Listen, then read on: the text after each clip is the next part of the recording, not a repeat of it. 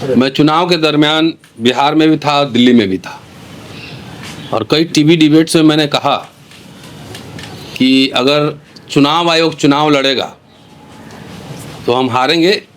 Free fair equal playing field पे चुनाव होगा तो हम जीतेंगे, स्पष्ट रूप से कई टीवी चैनल्स पे कहा। बहरहाल गौतम साहब ने जिन 272 ब्यूरोक्रेट की बात की है, एक लाइन उस पर कह देता हूँ, इन सब की स्क्रूटनी होनी चाहिए, सबकी जांच होनी चाहिए। देश में लाखों ब्यूरोक्रेट है, ये 272 ही निकल के आए, इसका मतलब लाखों ब्यूरोक्रेट अभी शांत है, समझ रहे हैं बात की क्या चक्कर चल रहा है, तो इनकी तो जांच होनी ही चाहिए। बहरहाल आता हूँ मैं इलेक्शन कमीशन पे ही बोलूँगा। एज ए प्रोफेशनल रिसर्चर मैं आंकड़ा इकट्ठा कर रहा था कि जब भारत आज़ाद हुआ और पहला लोकसभा चुनाव हुआ 1951-52 में, पूरा देश कांग्रेस में था, मतलब पूरी सिंपैथी कांग्रेस के साथ थी, सब कुछ था। 489 सीट्स पे चुनाव हुए, 489, और उसमें से जवाहरलाल नेहरू को 364 सीट मिला, मतलब 74%। फिर एक इंस्टांस और मैंने देखा कि जब इंदिरा गांधी की असैसिनेशन हुआ, हत्या हुई, उसके बाद पूरे देश में कांग्रेस की लहर थी।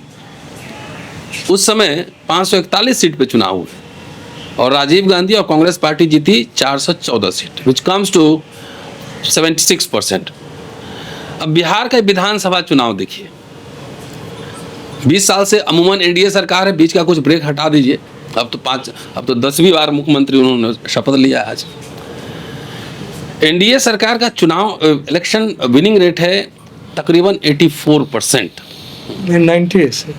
84% है। आप आंकड़ा मैंने एनालिसिस किया है, मतलब एनडीए का कह रहा हूँ, बाकी और छोड़ दीजिए, बीजेपी का 90। हाँ, तो 86% है, जिसमें से बीजेपी का जो है ना 89 जीता है, वोट मिला है 20%, और एनडीए टोटल जो है जेडीयू को मिला है 19.25%, 85 सीट जीता है, एलजेपी को 4.97%, 19 सीट, आरजेडी 23%, 25 सीट जीता है, कांग्रेस 8.7% जीता गया। इसमें देखिए बीजेपी का स्ट्राइक रेट सरप्राइजिंगली 88%, जेडीयू का 84.15% है। क्या मेरे एक कॉमन सेंस दिमाग इस्तेमाल कीजिए कि बिहार का आंकड़ा हमारे पास है और आंकड़ा लेकर ही बैठा हूँ मैं, कि बिहार में 20 साल में क्या घी की नदियाँ बह रही थी, क्या वहाँ पे हीरे मोती जवाहरात की वर्षा हो रही थी, क्या वहाँ पे कितने पब्लिक सेक्टर यूनिट खुले, कितने यूनिवर्सिटीज़ कॉलेज खुले, पर कैपिटा इनकम देश में सबसे कम क्यों है, लोगों का पलायन क्यों कम है, बेरोजगारी क्यों है, शिक्षा बदहाल है। बीजेपी एनडीए का नेता और ब्यूरोक्रेट्स जितने बिहार में हैं, कोई अपना बच्चा को बिहार के सरकारी कॉलेज यूनिवर्सिटी में नहीं पढ़ाता है, न सदर अस्पताल में इलाज करवाता है। ये है वहाँ का शिक्षा का हाल। कोई कह दे, हम लोग जब स्टूडेंट थे तो हर जिला में एक जिला स्कूल होता था जिसको बड़ा एलीट स्कूल माना जाता था, और एसपी साहब डीएम के बच्चे भी वहीं पढ़ते थे और आम लोग के बच्चे भी वहीं पढ़ते थे। लेकिन अब किसी ब्यूरोक्रेट का बेटा अगर बता दे कि जिला स्कूल में पढ़ रहा हो, या पटना के बीएन कॉलेज में पढ़ रहा हो, या मुजफ्फरपुर के एलएस कॉलेज में पढ़ रहा हो, या मोतिहारी के एमएस कॉलेज में पढ़ रहा हो, तब हम जाने। ना कोई, आप देखिए ना, मोदी जी तो गुजरात जाते हैं तो क्या क्या बात करते हैं, वहाँ करते हैं semiconductor plant, bullet train, gift city, diamond hub, cyber city, knowledge city, 3 trillion economy. अब बिहार में क्या बात कर रहे थे, मखाना, मच्छी, रोजगार 10,000, कट्टा, गमछा, दोनाली है, गमछा उसी तरह से लहरा रहे थे जैसे हमारे यहाँ शादी ब्याह में नाच होता है ना, तो कुछ लोग ऐसे पूरा गमछा लहराते हैं, तो उसी तरह गमछा लहराते, देश के प्रधानमंत्री हैं।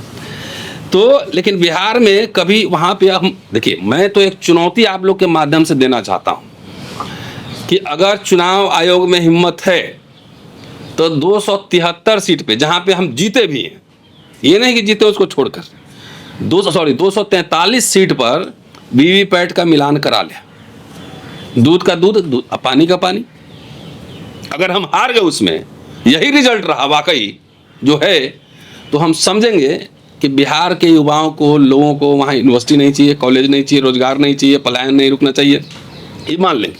और मोदी जी के मखाना मछली पे वोट दिया है उन्होंने। मिथिला में माता सीता मंदिर की बात कर रहे थे होम मिनिस्टर और प्रधानमंत्री मोदी, उनके मुंह से एक बार ही बताइए उनके नाम पे कोई अंतर्राष्ट्रीय विश्वविद्यालय खोलने की बात चली है?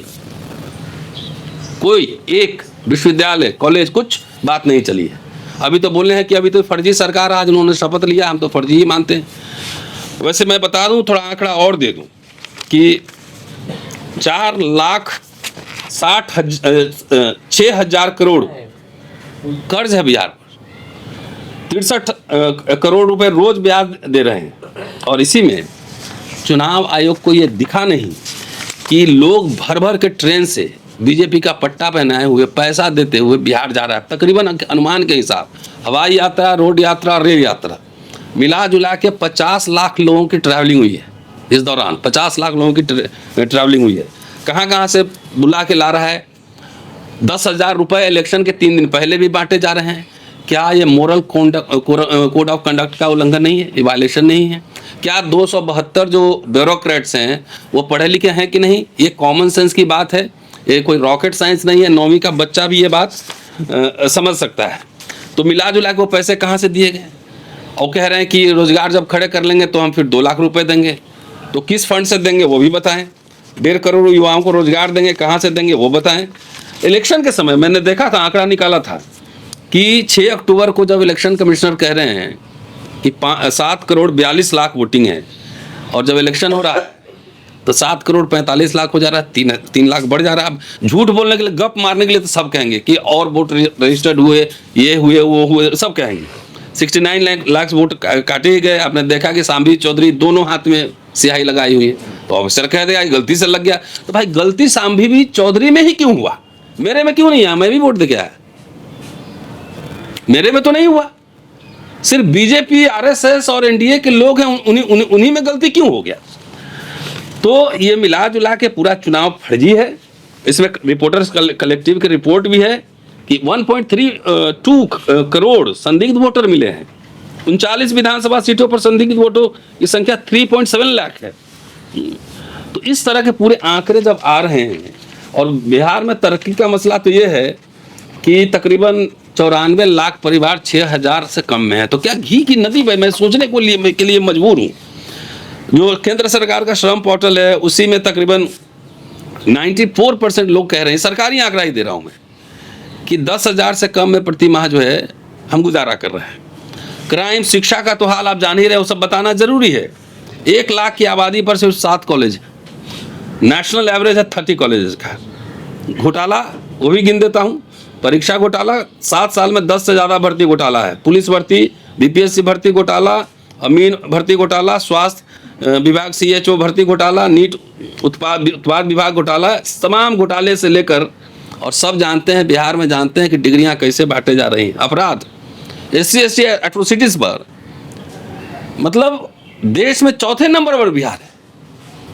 पहला उत्तर प्रदेश, दूसरा राजस्थान, तीसरा मध्य प्रदेश, जहां तीनों जगह सरकार बीजेपी की है, और वहां पे डबल इंजन की सरकार है। तो चौथा बिहार है। हमें कैसे मान ले कि जिस दलित को अभी इलेक्शन के बाद ही पिटाई शुरू हो गई, हत्याएं शुरू हो गई है, जिसमें इतनी एट्रोसिटीज हैं, हत्याएं हो रही हैं, वो कैसे इनको सबको वोट दे देगा? इसलिए हम तो मांग करते हैं कि भाई ईवीएम के खिलाफ हम लोग शुरू से ईवीएम के खिलाफ रहेंगे, और चुनाव आयोग में ये चुनौती हमारी है कि वो वीवीपैट का मिलान कर ले। खर्चा के लिए काहे आप परेशान हो रहे हैं? खर्चा तो आपके जेब से जाना नहीं है।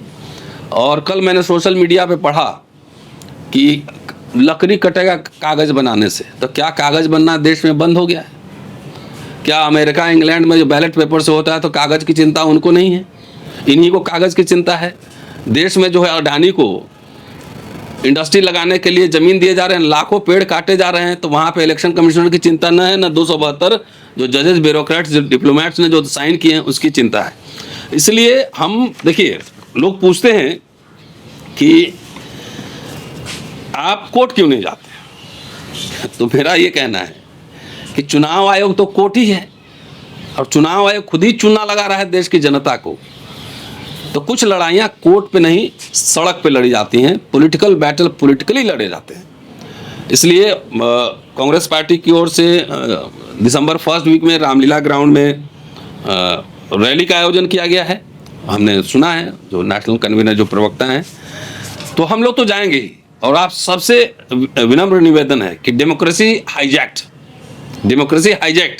विनम्र निवेदन है कि आएँ और वहाँ लाखों की संख्या में लोग होंगे, पूरा आप शामिल भी हों और प्रोग्राम भी कवर करें। देख रहे हैं कि बांग्लादेश में क्या हो रहा है, इलेक्शन कमिश्नर, चीफ इलेक्शन में गिरफ्तार हुआ है, पूर्व राष्ट्रपति को फांसी दी गई है इलेक्शन रिग करने के लिए। और देश में देख लीजिए कि जब सारा प्राइवेटाइजेशन, अबाध निजीकरण चल रहा है, सरकारी संस्थाएं ध्वस्त की जा रही हैं, वही 50-60 साल में नेहरू इंदिरा के ज़माने में जो बनी उसी को मोदी जी बेच रहे हैं। खाली देश की जनता को ये बताएं कि पिछले 11-12 साल से आप केंद्र में हैं, बिहार में आप 20 साल से हैं, देश में कितने पब्लिक सेक्टर यूनिट आपने बनाए, कितने इंस्टीट्यूशंस खड़े किए हैं, कितने कल कारखाने लगाए हैं, कितने विश्वविद्यालय खोले हैं, कितने स्कूल कॉलेज खुले हैं। जरा इस देश को, जनता को बताए। जब आदमी, जहां एक चौकीदार को 50,000 तनख्वाह मिलता था, आज 12,000 पर नौकरी करने के लिए मजबूर है, हर जाति समुदाय का। तो ये कैसे मान लिया जाए कि आपको पूरा देश उमर के वोट दे रहा है। मैं समझता हूं कि इलेक्शन कमीशन की भूमिका संदिग्ध है। पॉलिटिकल पार्टी से तो चुनाव में लड़ा जाएगा, लेकिन इलेक्शन कमीशन से एवरी डे हमें लड़ाई लड़नी पड़ेगी।